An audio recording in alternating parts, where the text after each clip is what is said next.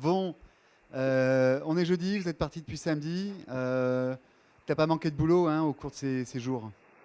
Ouais, non, j'ai pas arrêté. J'ai pas arrêté. Écoute, j'ai encore un peu bricolé. Franchement, ça me fait pas spécialement plaisir, mais c'est un bon entraînement. J'ai dit que cette course-là, c'était un entraînement pour le Vendée. Écoute, ça l'est à plein de points de vue. Et dans la tête, c'est bien de naviguer avec un bateau un petit peu cassé. Enfin, un peu cassé. L'arrière, c'est pas génial, génial, mais bon. C'est pour ça que j'y suis allé un petit peu mollo dans la deuxième dépression. Et voilà. Écoute, je suis très content de mon début de course. Un petit peu moins, là, j'ai fait deux trois boulettes. C'est intéressant de voir la vitesse de tous les petits copains. On a vu cette nuit que Boris et Samantha allaient vite dans les airs un peu plus faibles, 13-14 nœuds de vent. Et voilà. En tout cas, je prends beaucoup de plaisir. C'est ma première course solo. Ok, juste pour revenir sur la partie bricolo, puisque tu aimes ça, tu as fait un petit peu, tu as eu un petit atelier collage, tu as eu un petit atelier tricot aussi pour réparer ta grand voile. Tu as rajouté d'autres options techniques. Écoute, non, non, grand voile et l'arrière du bateau. Alors la grand voile deux fois. Donc j'ai dû l'affaler trois fois parce qu'une fois je l'ai affalé, elle m'a remonté, enfin bon, c'est pas un dessin. Pour aller mettre des patchs de presque 2 mètres au Cicarflex et tout, j'en ai un peu partout. Et l'arrière du bateau, pareil, je l'avais réparé une première fois, ça a ressauté dans le collage ça s'est décollé. Donc je mets de la quille, il y a le vent qui rentre, c'est bon signe ça.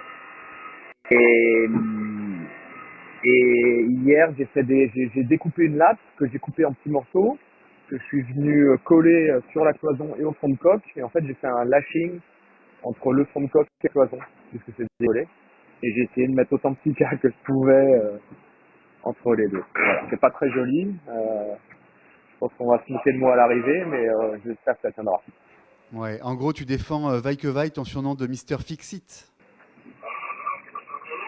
Non, non, en l'occurrence, t'as vu ce qui est écrit sur la coque. C'est en glycol, voilà. Je fais du, comment ça s'appelle, du Team Spirit, de l'esprit de corps avec mon sponsor. Bon.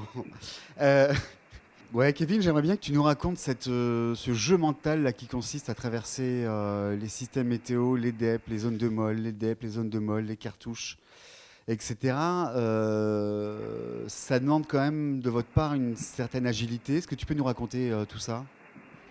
Bah écoute, c'est une découverte pour moi, tout du moins en solitaire, hein. Je l'ai beaucoup fait en équipage, mais voilà, en solitaire, c'est pas foncièrement différent, sauf que bah tout seul, il faut t'auto-motiver, quoi. T'as pas quelqu'un qui peut te dire un petit mot ou t'aider, quoi.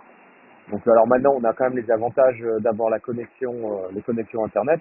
C'est très facile d'avoir quelqu'un par texto, etc. Ce qui change la donne quand le solitaire où tu vois un petit peu ce qu'ils ont fait sur le Golden Globe là, sans aucune connexion, sans rien, sans contact humain, je pense que c'est plus compliqué. Et ce qui nous motive, ce qui nous tient, c'est comme ce qui tient une équipe, comme sur la Volvo, sur un Jules Verne, c'est la compétition, c'est l'objectif commun, quoi. Tu pars une semaine en vacances avec tes meilleurs amis ou de la famille, t'arrives à t'engueuler, quoi. Alors que sur un équipage, non. Et le solitaire, c'est pareil. Je pense que c'est la même chose qui nous tient. Psychologiquement, c'est la compétition, quoi. C'est l'objectif. D'accord. Tu veux dire que tu es par moment obligé de t'engueuler toi-même pour te restimuler? J'ai une petite tendance naturelle à le faire déjà. Donc, mais ouais, ouais, c'est une façon de, c'est vrai que c'est une façon d'idée où des fois, faut savoir se mettre des petits coups de pied au cul parce que tout le monde a des petits moments de flemme. Les gens, certains plus ou moins, mais t'as forcément des petits moments où t'es obligé de te dire, hey, là, faut pas.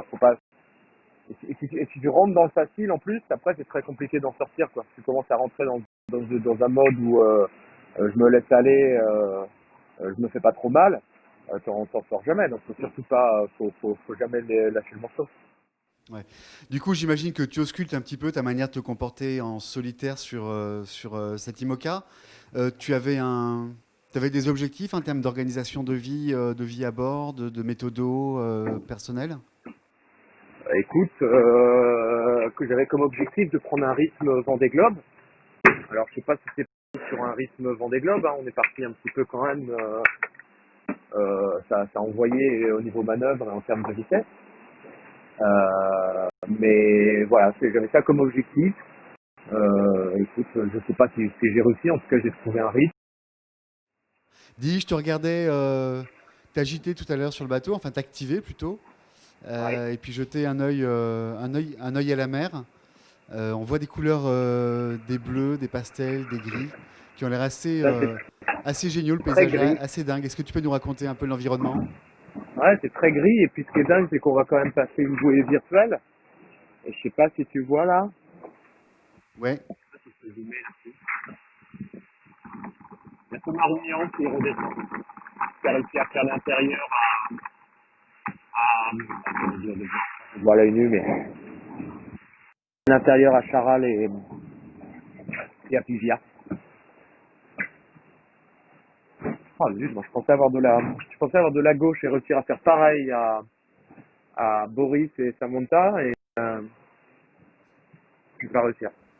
Bon, bref, le match se poursuit, quoi. T'as pas renoncé à grimper sur la boîte. Ah non, non, non, non. La boîte, on verra, mais non, non, non. Là, il y en a deux devant. Je veux un minimum un par un. Mais il faut rester, comme je te disais, ce qui tient, c'est la compétition. Donc, faut surtout pas le perdre de vue et c'est ce qui permet de se donner à fond, quoi, d'aller chercher les copains qui sont devant. Et si t'es devant, d'y Bon, un rester. dernier mot.